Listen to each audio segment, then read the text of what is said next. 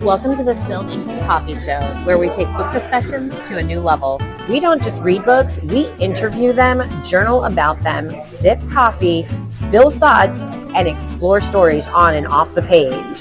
Grab a cup and get cozy, because every book deserves a great conversation. Today we are obsessing over the new series Étoile, and Rachel, she takes the center stage in Dial M for Murder in her sassy noir. And is it Wasabi or Washi? We do not know, but what we do know is we have 4 books to review. It's all ballet. Étoile. Étoile. Étoile. Étoile. Étoile. I know what it means. Yes, I understand. We know what it means. Like, the big dancer. Right. Yeah. The number one, the prime. Yeah, because Optimus Prime of ballet. It's a very hard word. Étoile. So I walk around now speaking in a French accent, because they all speak in what are you talking about? It's so good. And she's got like this raspy voice. She's always yelling at people. She's so rough and tough. The relationship with her and her mom. Her mom lives in this dilapidated apartment in France. She's like a tinker. And they just yell at each other. It's so funny. You've got to watch. It's so good. It's a beautiful French, apartment, but house. And inside she has like this metal workshop in her foyer or sitting room in Paris. But half of it is in French. So anyway, go watch the show, because then you'll walk around speaking in a French accent. No. What are you talking about? But I'm pretty sure I will learn to speak better English. Well, I'll have a iced latte with almond milk for sure. This morning, we opened at 7. Did you? Yeah. This morning, the people was at 6:55. Lined up? On a Saturday? Yeah. I thought we were going to hit the crowd. I was here last Saturday, at probably 10:30, 11, and it was packed. Well, that's what I thought was going to happen. Because when I come by myself, I sit up at the table, so I don't take a booth. And it was the last of the spring break, probably. That's what I'm, right? Packed. Crazy. So how's shows going? Shows are going well. Yeah. It was good last night. I'm, whatever this is, I'm losing my voice, so that's fun. So I'll just sound like a British smoker apparently tonight. And I'm sucking on cough lozenges like crazy. Aww. But it's like last night, I took cough suppressant right before the show, so I got through the show without coughing. That's all I want. Well, you're fabulous in the show. I loved seeing the range that you have as far as emotionally. Oh, boy. Like, you've always been visually expressive. That's what Tom says. It's like your eyes really pop up there. But you've always had lots of facial expressions and physicality. But to put all of the emotion behind with the normally I see you in a bubbly way, right? Yeah. And but I never see you, screaming and fighting for your life if somebody's strangling you, or or I've seen your vulnerability, but not in a romantic way, because those are things that just happen at home situations. Yeah. But I was just like, oh my gosh, she's amazing. Oh, you're too kind. I loved it. It's a fun show just because it's an interesting show. And it moves. There's not a lot of. I like the lady Bobby cop that comes in. That's our stage manager. Was it? Yes. I was like, oh my gosh. It's like they called the police now. She's coming in, she's cleaning the house. She has to clean up that broken glass. The set is amazing. I have to say it. That's Sherry. Sherry did an amazing job. She got the sign up over at Ollie's. They did. It's not open yet, but the sign's up. Ollie discount. So Big Lots is gone, and Ollie's discount store is coming. Way better than a whole new experience. It's so much fun. We're all going to go on a field trip together. It's an adventure every time you go. You never know what you're going to get. You could get lost in Ollie's, just wandering the aisles like, what is this? Your daughters and nieces love books. That's where you're going to want to take them to buy books now. The book section over there. Huge. How's Rebecca? She's good. She's, like I said, she'll be home tonight around 8-ish, I think is their plan. Forever now? For the summer. For summer? Yeah. Now, did she take that theater job? She did. Yay! So she starts Monday. Oh my gosh, already? Yeah. Did she's she going memorize scripts and stuff? She's been working on memorizing scripts. Monday she's going to have lunch with the director and then going to see one of the shows. And then I think she's going to get started. Yes, she's currently live watching her drive. She's in Birmingham, Alabama. Oh. Yes. I can't believe a college year is done. I cannot believe she's done with her freshman year in college. I know. Yes, she'll be home tonight, so that'll be nice. Get to see her when she'll be home when I don't know. She might be asleep when I come home, but I mean the show's not that long, so. When is she going to go see it? Next Sunday. She's going to see it on the last day. Perfect. This is awesome, exciting, and everything. Yeah, it's good. It's good. Like me and washi tape, I get stuck and wrapped in the washi tape. The book does not. It's because why you need to call it wasabi tape, because that's what I actually call it. Wasabi. So talk to the tape. When washi tape first came out, or first was becoming a thing in the paper crafting world, probably like 10 years ago or so, I glanced at it in the Stamping Up catalog, and just the quick glance, I saw wasabi. Is it wasabi? No, it's not even, there's no anything to be in it. Like, what the heck? But, so it's, in my mind, it will forever be wasabi tape. So the only way washi tape is going to work in our universe is if we call it wasabi tape. From henceforth, people, please understand, our vocabulary at the Spilled Ink and Coffee Show is our own, and wasabi tape is the way we're doing it. Yep. And it's what, like, when I go to Stamp Club, and we talk about wasabi. It's wasabi. Rachel's using her wasabi tape. So wasabi tape. I like this. I can't help it. I have issues. I know. I'm okay with it. But issues. I'm super great with that. But that's what makes this fun and interesting and unique. We really have started to create our own universe. The other thing I was just going to say is we're excited about the Star Trek thing that you came up with. It's insane. That's insane, like that lineup. So I'm like, oh, the lineup looks good, I could just go over for the day or something. And then I started looking at the, like what you got with the captain's chair. Yeah. Like, I'm like, it was the best Anthony Rapp on Friday night singing. Oh my gosh, Broadway and Star Trek meeting, and then the Rat Pack situation on Saturday night. I'm like, and then automatic autographs with like 5 of them, and Jerry Ryan being one of them. Yes. I was just like, holy crap! It was the best beat, like best everything, and I'm like, Casey and Andrew. That's why I just started texting you. I'm like, And we were in line for the Harry Potter show when that was happening, and I was like, Rachel's texting me about this. This is the next best thing to the cruise, I'm thinking. Andrew's like, yeah, it is. So we're in the first row of where the captain's chair section starts. We're in the first row, and we're the 1, 2, 3 seats on the aisle. Amazing. On the end. So I figured it would be easier to, and usually they have like the mic stands there. So if we do want to ask questions, we're like easy to get out. Gosh, I need to prepare my questions. I know. And my outfit. I know. I mean, I'm not going to dress as a character, but I've got my disco shirt. I've got my Ritos shirt. Well, I will come up. I usually wear like space stuff, like stars, and that's what I will probably do. We've got something August, September, and October now. I know, because David Sedaris, which I just got the email. It was like, hey, if you didn't get your tickets. It's like, I already got mine. I was like, yes. And it was so funny, like a week ago, I still got the pre-sale email that said, here's the code. I'm like, it would have been nice if you'd given me the code on the day they went on sale, but you had to guess it.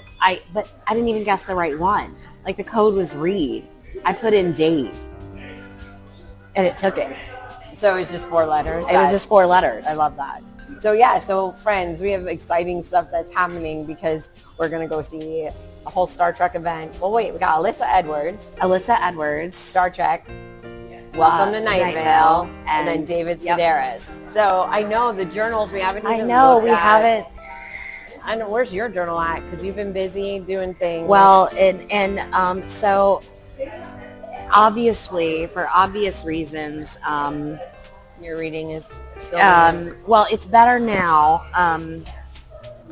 April was the worst month so far because I only read 8 books. But only 8 in all of that? I did, so interesting, I did look to compare where I was last year versus this year. Are you ahead? I'm ahead. Whoa. So at this point, well, I've actually read 44 books. I just haven't filled it in yet. So at this point in the year, I've read 44 books. Okay.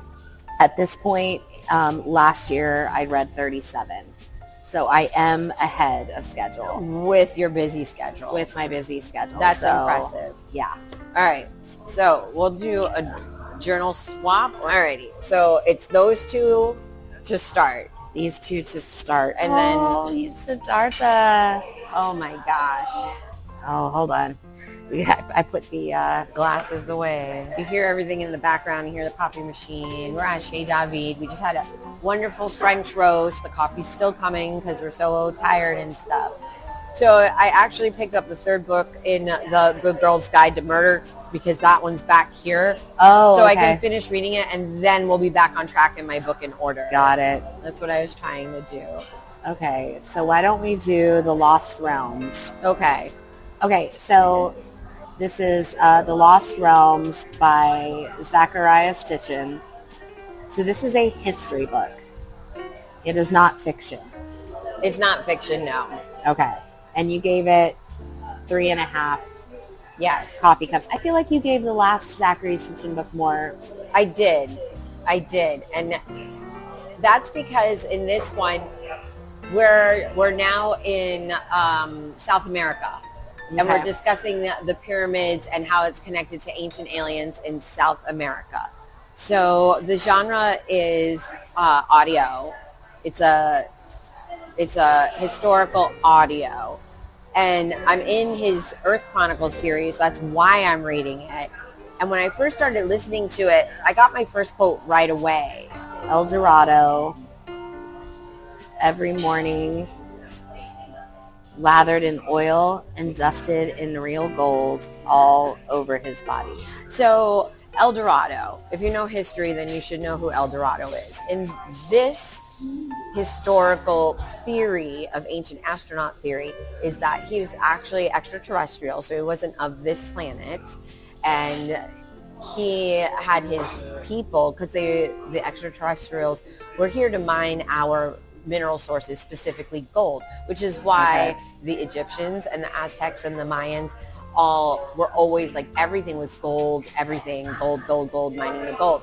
So he required to be lathered in oil, and then all of the gold was pummeled into dust and then sprinkled with gold dust so he would shimmer as he gave the orders, to his people. So now we're just showing another time period where we are not alone on this planet, and why mathematics and how do you do building these pyramids? We don't have, ancient tools could never build those. You need to have futuristic, modern technologies to have this kind of construction happening on planet Earth. And a high level of mathematical skills. That's why it's theorized that we had been visited by extraterrestrials, or just, guys, it's not aliens that are green running around, little green aliens. They're humanoid, an advanced civilization that came here for resources. However, they were still able to keep the technology separate from destroying the planet, which is something we're not able to do. Right. Which is very interesting. So what made it 3.5 stars and not more stars? I'm not as connected in the South American culture. I've always been more fascinated personally about the Egyptian culture, the Babylonian cultures, the Sumerians. So maybe it's lack of knowledge, maybe it's lack of resources, because they're only just uncovering cities right now as we speak. They have found, blanketed by the jungle, entire city of something 13 pyramids. And they're only now, and this is not from the book, this is just from other updated historical events that have been happening, just starting to uncover the next pyramid that is supposedly bigger than any of the other ones that we know in South America. So did it make you think differently about anything besides South America?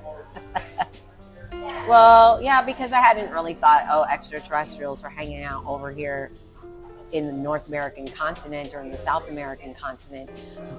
But sure, why not? Well, clearly you need to go watch Indiana Jones and the Crystal Skull. Actually, never mind. I know, you told me not to. I would never recommend anybody watch that movie. I take that back. Sorry. Like, I know that we still have a lot to uncover in our own backyard. And I guess I'm just waiting for more of that. That's, Skinwalker Ranch is like, it's a portal to other dimensions, but that's a little bit different than the ancient astronaut theory. So we're just uncovering those spaces. Who do you think would enjoy this book the most? Anybody who likes history and theology and theories that are beyond this world. What's next in this series? Well, let's just look in the series tracker. You've already written it down in the series tracker. Because see, this is why we have series trackers. It doesn't help when the pages stick together, because that's when I was learning how to use the tape glue. Yes. What do we call that? Tape glue. Tape runner. Tape runner. The Lost is Realms. what we're in, right? Yes. So now with the next one after that, it's called When Time Began. So we're going to go way back before Sumerian. Okay. So that's why I think this is the lull before we go backwards. Don't you need to fill in something in your South America map? Oh, I didn't even think of that, but you're correct. Yeah. If this is like the Mayas and the Incas, you can at least fill it. Well, if it's the Mayas, you can fill in Mexico. If it's the Incas and the Aztecs, you can fill in something in South America. Fill in Probably map. Peru or America. I will look it all up. Yeah. Thanks for catching that. No Because problem. I had to go back and do map stuff that I had forgotten. That's what I'm here for. Guys, you got to do the map tracking. So I'm going to go to Rachel's book now, and we're going to talk about Austin at Sea. Austin at Sea. Author Natalie Jenner. Format is audio. It's historical fiction, and it's an ARC. It has an ARC stamp in it. And the publisher is St. Martin's Press, and we've got 4 stars on an ARC. And there are no quotes because we're not quoting ARCs. Well, no, audio. There weren't any quotes. Like when I listen to an audio, I just listen to it. I don't write quotes down as I go because usually I'm in the car. And safety first. And then I go to Goodreads and find the quotes that I like. This book, when I read it, it's so archy that there wasn't any quotes left. So it's just my review of this audiobook. The review is a great review. Why did you pick up this book? Because I love Jane Austen, and it was about Jane Austen's books. It wasn't about necessarily Jane Austen, but people who love Jane Austen. Wow. So it's a fictional book about her fans. Yeah. A historical fiction book about her fans. I love that. What were your first thoughts when you started reading? I liked that it told the story from multiple different points of view. It was the sisters and the father and Jane Austen's brother, and so. Did you get hooked right away? Yeah, I did. It was a fast read, a fast listen to, so I Was did. it a good narrator? She was okay. She wasn't my favorite. Did she have an accent? When she was supposed to, yes. Oh, so she did charactering? Because half of the, excuse me, like when she was doing the chapters that were told from Jane Austen's brother's perspective, she needed to have a British accent. So she did. Okay. And then when she was doing the sisters and the father, they were from Boston. So it was That's a hard left in accent. But it wasn't, it was more like rich Boston. So there see. wasn't, I mean, the father's like a Supreme Court judge. Got and the daughters are well brought up in Austin. So it wasn't like Anything gonna go crazy. park the car or anything like that. No. What stood out to you about this writing? Have you actually read anything else from I've Natalie not read Jenner? anything else So from her. how do you feel about her writing style?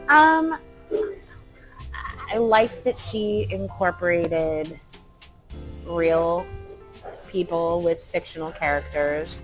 I like that she incorporated real history events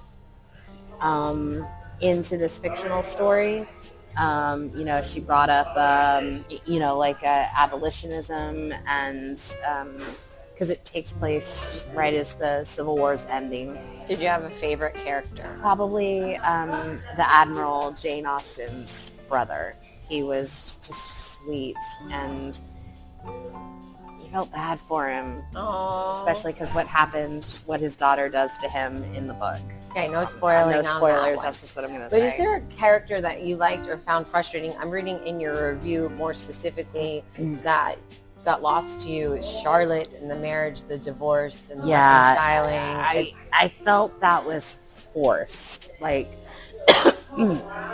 all of a sudden, like, there's this out of nowhere love affair, and then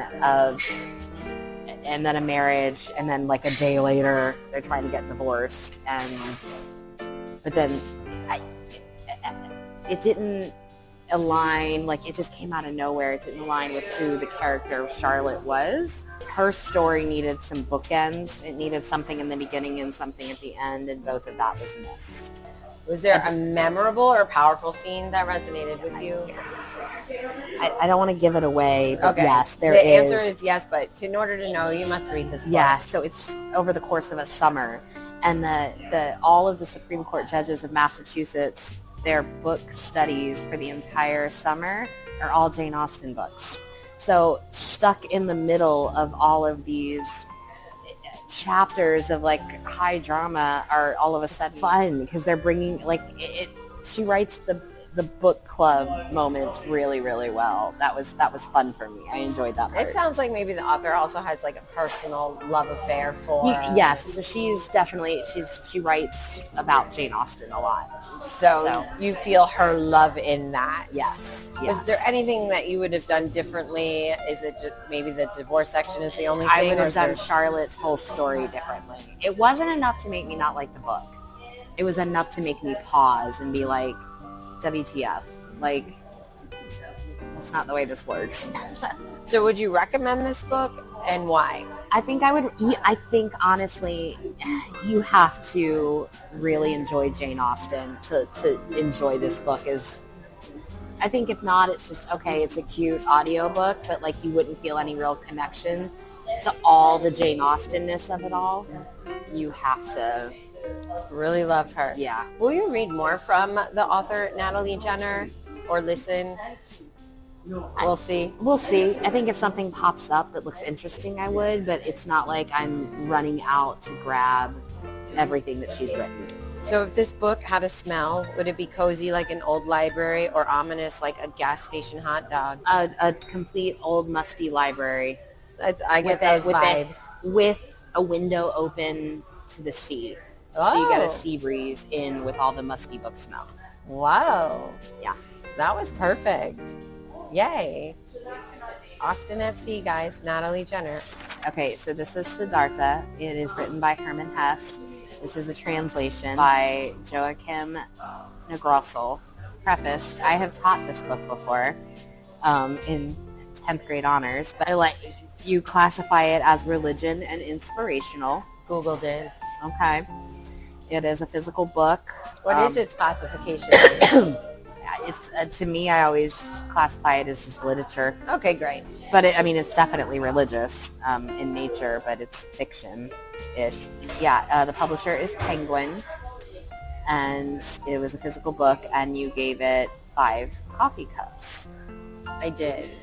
I understand, like, when you started reading this, it made sense to me that this would resonate with you. It's a tasty type of book. Thank you. For sure. So what were your first thoughts when you started reading Siddhartha? I got into it was a slow start. It was It is really slow. Yeah. a slow start Yeah. because he is young and we're doing like backstory of his village, and I already had an idea of where it was going to go, and I kind of wanted to jump midway right away into it, but it was a slow start. What stood out to you, the book as a whole, about the writing style? That he writes in third person. Am I saying that? Like Siddhartha does da-da-da. Siddhartha says da-da-da. So he's writing his story in third person, not of I. It never says, he never refers to himself as I or me. So it would be as if I was telling you a story, and I almost feel like a child saying, Casey doesn't like that. Casey says no more coffee, please and thank you. Casey loves puppies. I think that's a really interesting connection that you may connect it to like a child, because there is so much about Siddhartha, even throughout his whole journey as the Buddha, that is so childlike and so pure. So that's an interesting pickup. I like that a lot. So, themes. What big ideas? I mean, obviously, I'm looking at the quotes that you wrote down. Well, it's somebody's journey to enlightenment. Yeah. And what is different about Siddhartha's journey to enlightenment versus Buddha? Buddha just sat under the tree and stared into oblivion to, transmutate. Siddhartha went out there and got dirty in life. He did. I was shocked. I don't even remember the question you just asked me, but this is what I'm telling you. So you say here, we are not going in circles. We're going upwards. The path is a spiral. We have already climbed many steps. Because I don't believe our path ever ends. And all of the steps that you do, and I think that's part of Siddhartha, is that, like I said, he got dirty in life. Oh, yeah. And when, fell off of the path per se, or maybe not, because that was his path. Yeah. He had to do those things to learn the lessons to continue going forward. Was there anything you wish had been done differently? I wish that the ending was a little bit longer. I feel like all of a sudden it was just the boatman. I can't say his name. He's my favorite character. I would have liked to had more of his backstory. There's not a whole lot going on to tell about how he came to listen to the ocean, the river, the water. Right. And then he passes on, and Govinda comes back and doesn't recognize Siddhartha as, now the new Buddha. But he's still driving a raft. Whereas the Buddha that he went to see is under a tree preaching, but he's still moving forward and living life experiences in motion. I think that's what I found really interesting. What would I have done differently? I wanted to hear more of a comparison between how Buddha became Buddha and how Siddhartha became a Buddha, because the paths were different, but one became, from what I understand, stationary, where he sat and taught. People came to sit with him to learn. Where with Siddhartha, people didn't really recognize him as the Buddha, but he was still in motion. He was still in motion with life. He chose to walk essentially among the people still, whereas Buddha said, the people shall walk to me to learn. Interesting. Very interesting. I mean, I don't know how else to explain. Like, it's exponentially different, and I think that needed to be addressed. And okay. I don't think Govinda, I think that's when, comes back and it was like, oh, I didn't recognize you, but after he's like, I see you now for who you are, but never says, let me come walk with you as opposed to sit with Buddha. Like, it kind of just, we understand he was enlightened, but Govinda, where did you go and why? Because Govinda didn't agree with his path to enlightenment. Right. But you have to walk with Siddhartha to learn why he took that path and how that happened. It's very fascinating. Did you pick this particular version of the book because of the art on the cover? Yes, I picked which translator of the two choices based on the artwork, and I'm glad that I did. because I feel like the birds are flying and are in motion over the river. The river, yeah. And you said something just 2 moments ago that you need to re-listen to it. I think you could reread this book, and I say that in my review, 1,000,000 times and learn something different. 100%, yeah. And what you get from it is going to be a deeper, different message than a different part of than what I might get from it. And doing it at different stages in your life, it's what's going to stand out and resonate is going to change. And I haven't read this or taught this book in probably 10, 12 years, so it would be interesting for me to go back. And it's kind of like what I did with To Kill a Mockingbird, go back and revisit something that I'm not teaching. If this inspires you to do that, then I'm all for it. But I'm busting out the highlighters, and I'm going back through this book. Okay. And I am definitely going to highlight, and not necessarily quotes, but the things that I want to continually to remind myself. Would you recommend this book? 100%. Why? To everybody and anybody, because the journey of life, this will resonate with you in some way, shape, or form, and it could change your trajectory, or it could give you a deeper thought or understanding, or, ask yourself a question. Contemplate. Here's my weird ass question. Got it. If a character from this book attempted performance art, what would their piece be, and how would the audience react? Well, the obvious choice is, first people I think would say Kamala and she's a stripper and they're all throwing dollars at her. Now, I love all you strippers out there. It is performance art. Some of you do things I can never do, and I appreciate your art form. What you do with dollar bills and on poles is beyond me. But if I'm going to reach deeper, Okay. I actually think Govinda would be a street magician. He just seems to have that personality where he's like, hey, I know you. Come here. Let me show you a card trick. So I was going to say Govinda, Interesting. but I was envisioning him as Mickey Mouse in in Fantasmic. When he's done and the water is going and he's doing his dancing. A magician, though. Yeah, right. That's so It is crazy. Sorcerer Mickey.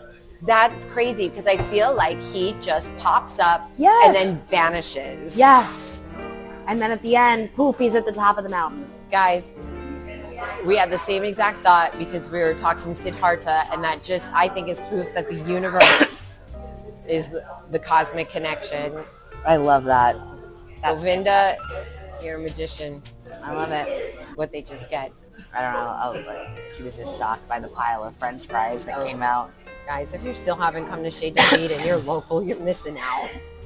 It's the best seeing people's reaction the first time they get food here. It's just like their eyes fall out of their head. All right, Strangers in Time, Rachel read.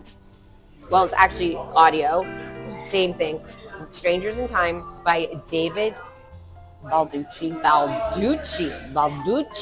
an Italian man. Okay, this is another historical fiction, audio historical fiction. Guys, we're on a history kick right now.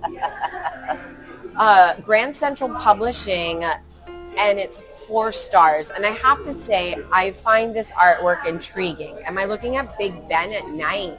And it's kind of got dark vibes. And I'm not sure, are those planes in the background? Yep. Oh, my. So we are going to World War II.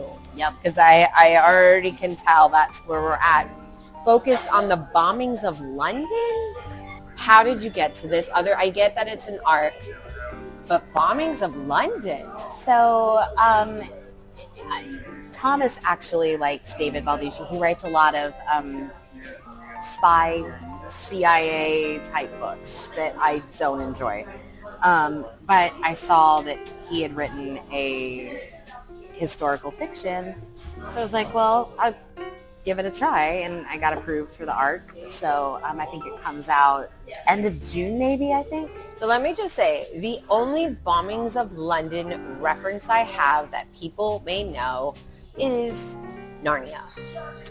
Okay, very similar situation. It's focused in 1944 when the bombings have been going on for 3 years. London is in pieces, and one of the main characters, the girl, is actually, she was sent away, like the kids from Narnia. She was sent away to the country, but she's come back to London to find her parents. Okay, the only other reference to now that comes to mind for all of you old school Disney fans is Bedknobs and Broomsticks. I'm glad that we have another historical fiction about this, because I don't think people talk about this. Do they try to, do the people in London or the UK try and sweep this little thing under the rug? I just think it's kind of, it was, reading this book, it was definitely traumatic, and it focused on the trauma of the nightly bombings, and the rationing and the suffering and the lack of food, and nobody thinks of this. And it's, I think, because like it's London, overshadowed like, by other historical events. Rebuilt, like the focus of World War II was not necessarily on London. You know, there was obviously a lot of tragedy in World War II. This was like kind of a bystander effect. That's not right, but so that's what it that's kind of what drew me to it, was that, well, we don't really, like, this isn't talked about much. See, and this is what I love about the historical fiction pieces, that you seem to come across, like the dressmakers of Auschwitz. Right. Who knew? And you said this book actually captured and created great voices for the three main characters to help you feel that loss and devastation. Well, because they were from three really different parts of life. Like, you've got the boy who's Eastender, you know, just stealing, struggling to get by, loses everybody. You've got the rich girl who was sent away but comes back to try to find her parents. And then the older man who owns the bookshop, who's in the middle. Like, so it just captured, it told each of their stories that were so very different, but still, like, kind of brought them back together. So what was the hook? What grabbed you? The idea that there was this bookshop that in the middle of all of this trauma brings these three very different people together. I love that a bookshop brought them together. It's a bookshop, and it's not even about the books. I mean, it is, but it isn't. I mean, your bookshop's like my other stories with the coffee shops. Yeah. It's like, it's the place, and it's just that the fact that it is a bookshop is, You gave it a 4. So what did you like about the writing style, and where was the 5? I liked his voice, the different voices that he used for each of the three main characters. I think probably the reason why it wasn't a 5 is some plot stuff with the female main characters, how everything kind of wrapped up with her and her parents. I didn't like that. So that's just a first, like, I didn't like how her story wrapped up. Did you have any one favorite character? I don't know if I would put the three main characters as right there together. I mean, they were just so different, but like, it was like, it wasn't ever, like, sometimes when you read a book that's told from like 3 or 4 different perspectives, you're like, oh God, I just want to get through this chapter. I don't want to hear Charlie's chapter anymore. I want to get back to Iggy. Like, I just want to get back to Ignatius. They call him Iggy. Right. I'm like, I just want to get back to Iggy. Like, but it wasn't like that. Like, I didn't feel that, okay, enough of him. I want to get on to her now. Like, everybody was just as equal. Everybody was like, I wanted to find out how all of their stories wrapped up. So then, was there a scene that was powerful or resonated with you? Yes. And I don't want to say what it is again, because I would give away, because it's towards the end of the book. Okay, well, we're not going to give away an ending. Like, I think every World War II novel, it's heartbreaking in the most beautiful way possible. Being an audio, how is this narrator? Excellent. Male or female? Male. Okay. Actually, lied. Male. There's multiple narrators. Whoa! Male fun. and female.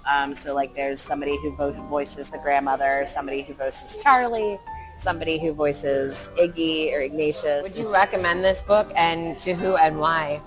I think yes. Anybody who really enjoys either historical fiction or someone who really likes that kind of genre or that story of a found family. Do you think this could be adapted into a movie or 100%. TV show? I could see it being a mini series on Netflix. There you go. That's what I want to know.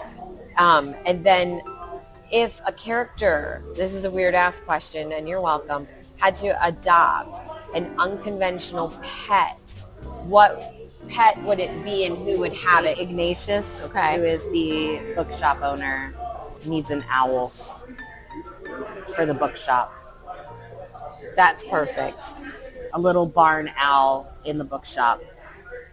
And then we got the 5 stars. I don't know why there would be a barn owl in London during World War II, during the Blitzkrieg, but sure, why not? I'm excited. I want to peek into that book. Thank you.